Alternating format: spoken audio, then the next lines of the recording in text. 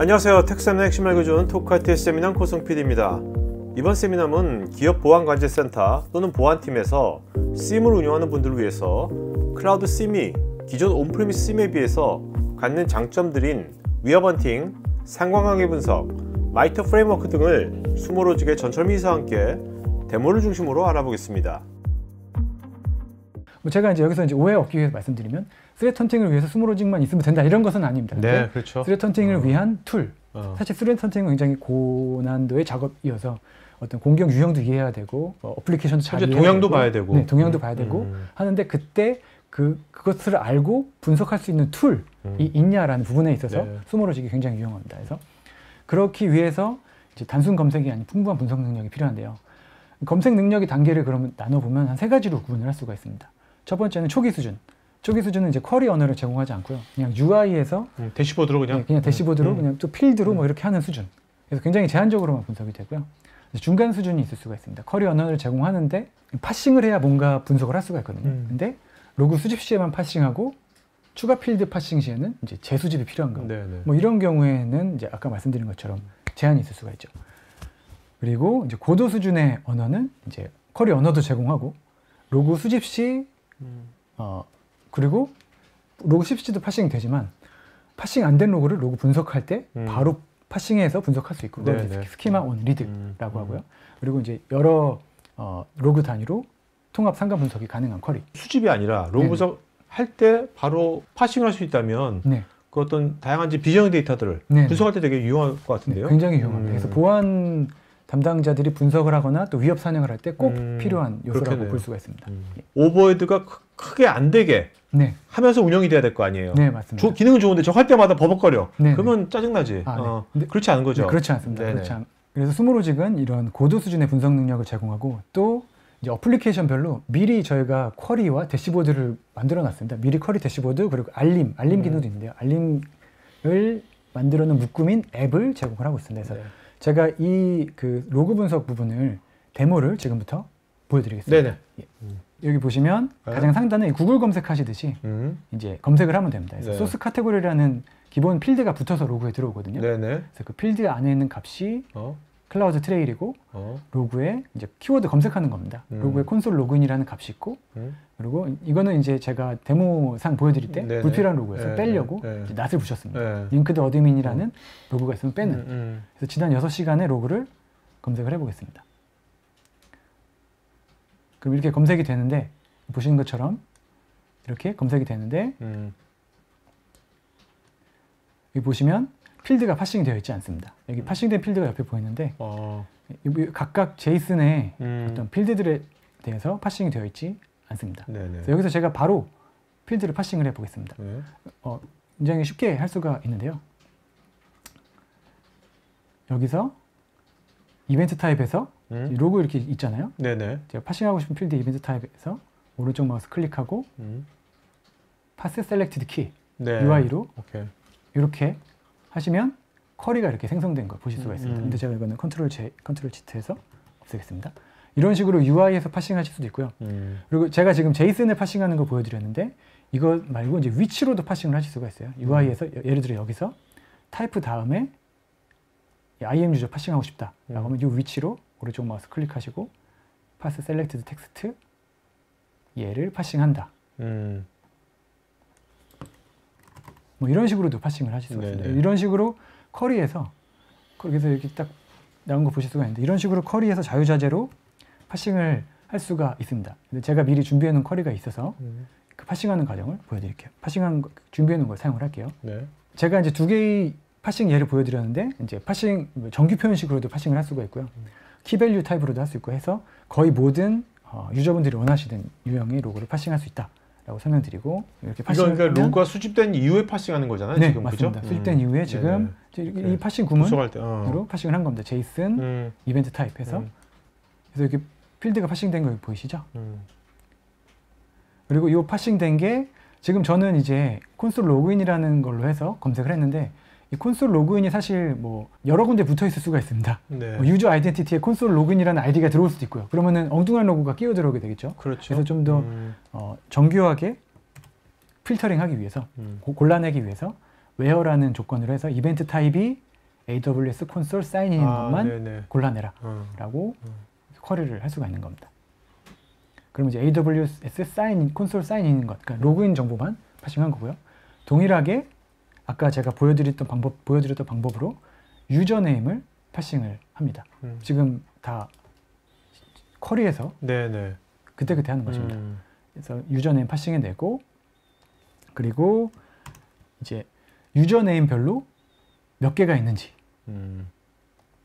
유저네임별로 로그인한 로그가 몇 개가 있는지 이렇게 카운트를, 올라프는 7번 했고, 뭐 아토마스는 6번 했고, 그리고 이거를 정렬을 할 수도 있습니다. 그래서 아주 간단한 쿼리 예를 지금 방금 보여드렸습니다. 그래서 케빈이라는 사람이 로그인을 120번 한 걸 보실 수가 있습니다. 그래서 이런 식으로 쿼리를 만들고 바로 대시보드에 추가하실 수가 있습니다. 그래서 add to 대시보드 하시고 most active user 데모 토크 IT. 그러니까 가장 액티브한 유저들 보는 대시보드가 만들어지는 거네요, 그냥. 네. 그래서 여기서 add. 바로 대시보드가 추가가 되었습니다. 이런 식으로. 그래서 여기서 타임레인지를 아까 6시간이었으니까 6시간 같이 걸어주고요. 이 부분은. 네. 그래서 이런 식으로 바로 대시보드도 만드실 수가 있습니다. 제가 지금 쿼리를 날리면서 계속 대시보드를 함께 만들 겁니다. 레코드를 하면 CI, 아까 로그 분석 플랫폼에서 넘어온 겁니다. 넘어온 거, 그거 기반으로, 룰 기반으로 시그널이 만들어졌고요.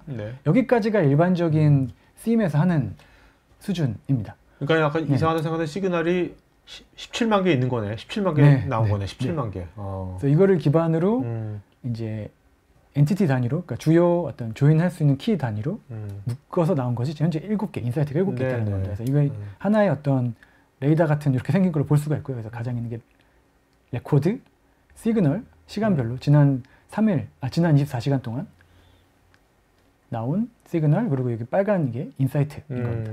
이렇게 있고, 인사이트가 어떻게 생겼는지 보여드리겠습니다.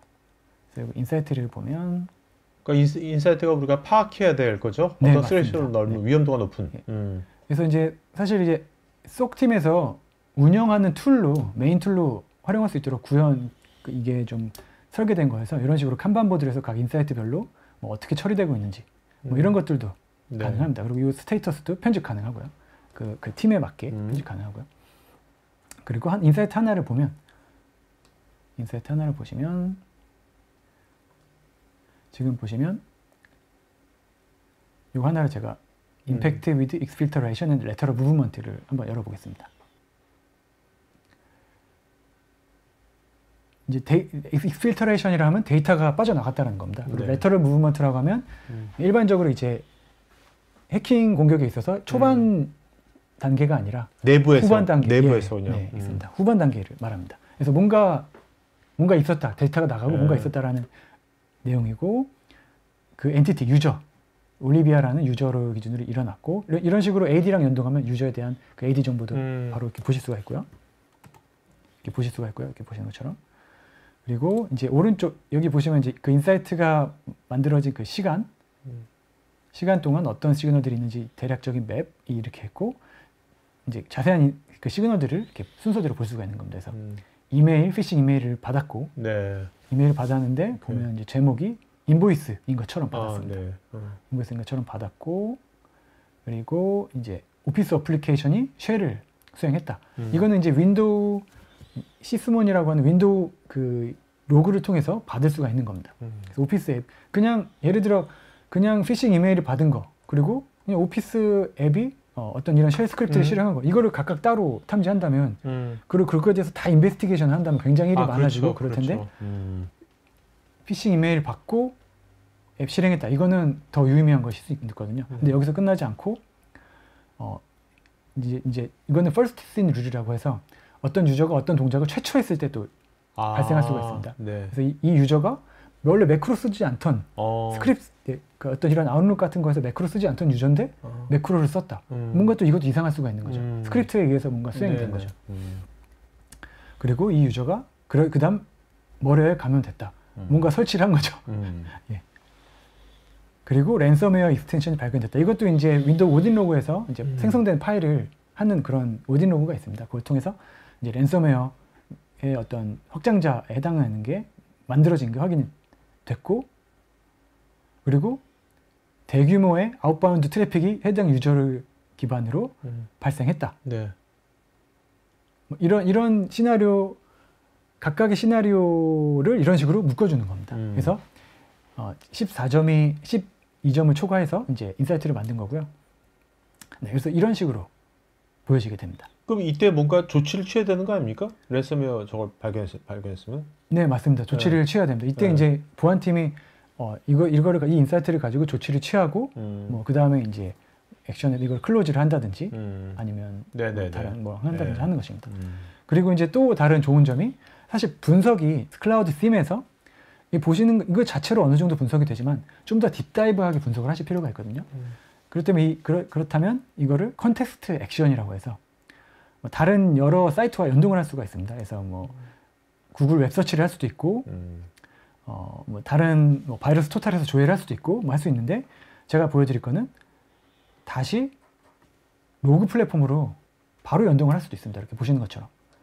그래서 사실 이런 딥다이브하고 커스터마이징한 어떤 조사는 로그 플랫폼에서 하는 게 훨씬 유리하거든요. 그래서 바로 연동해서 이 유저가 어떻게 로그인을 했는지 보면 이제 서로 다른 두 개의 IP에서 로그인했고 뭐 이런 것들을 확인을 하실 수가 있습니다. 네.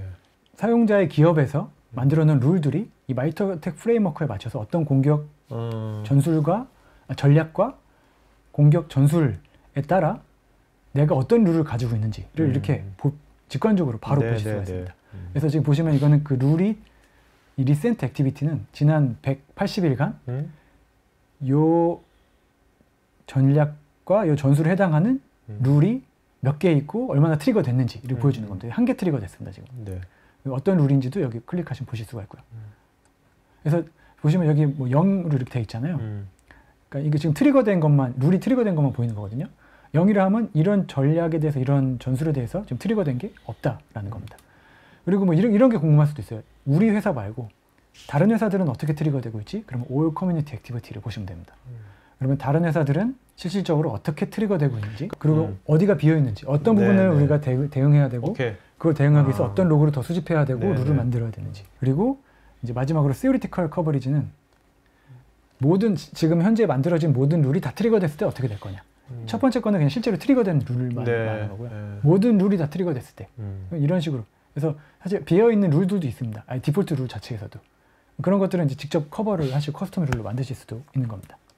그리고 이제 위협 인텔리전스 인디케이터를 제공을 합니다. 그래서 어떤 뭐 이미 다 아시겠지만 평판 정보입니다. 그래서 어떤 인디케이터, IP나 뭐 호스트네임 이런 것들이 어떤 공격자들이 사용을 했고, 뭐 어떤 공격 전략을 썼던 거고, 뭐 이런 평판 정보. 그러니까 저걸 전문적으로 제공하는 글로벌 서비스가 있잖아요. 거기서 받는 거죠? 네, 맞습니다. 받는 겁니다. 받아서 스모로직에서 무료로 일단 제공하는 기본이 있고요. 그러니까 저거하고 아까 그 시그널들하고 같이 상관 분석을 같이 할 수 있겠네요. 네, 맞습니다. 말씀하신 것처럼 상관 분석을 같이 할 수가 있습니다. 그래서 왼쪽에 보시는 거는 그 로그 분석에서 위협 인디케이터를 이용해서 대시보드를 그린 거고요. 그래서 위협 IP가 몇 개가 뭐 매칭된 게 있다, 뭐 이런 거고, 이 오른쪽은 아까 말씀드린 클라우드 빔에서 룰에 의해서 위협 인텔리전스에 해당하는 시그널이 만들어진 겁니다. 그러면 이거는 그 IP에 해당하는 그 다른 시그널과 자동으로 묶이는 거죠. 그래서 인사이트를 보셨을 때 여기에 스레드 인텔이 있네? 라고 하시면 바로 자동으로 아실 수가 있는 겁니다. 이거는 위협 인디케이터에 포함된 거구나. 이런 걸 바로 확인하실 수가 있는 겁니다. 클라우드 씬 관련 개념과 주요 피처는 우측 상단에 카드 링크를 클릭하시면 보실 수 있고, 클라우드 씬 관련 문의는 여기 메일로 하실 수 있습니다. 지금 보신 이 세미나 영상은 제가 진행하는 토크IT의 토크형 웨비나 내용 일부를 재구성해서 스토리텔링한 영상입니다. 여러분 회사의 솔루션이나 신기술에 대한 자연스러운 토크형 웨비나를 진행하면서 지금 보신 세미나 같은 영상을 제작하는 것에 관심 있으신 분은 우측 상단에 카드 링크를 클릭하시면 관련 서비스 내용을 보실 수 있고, 여기 전화나 메일로 문의 주시면 친절하게 상담해 드리겠습니다. 해커 전문 채널 토크IT에서는 보안 위협 동향과 대응 관련 다양한 보안 전문가들과 소통할 수 있는 구해줘 시큐리티라는 공간이 있습니다. 구글에서 한글로 토크IT 치시거나 우측 상단에 링크를 클릭하시면 됩니다. 여러분의 좋아요와 구독은 컨텐츠 제작에 큰 힘이 됩니다.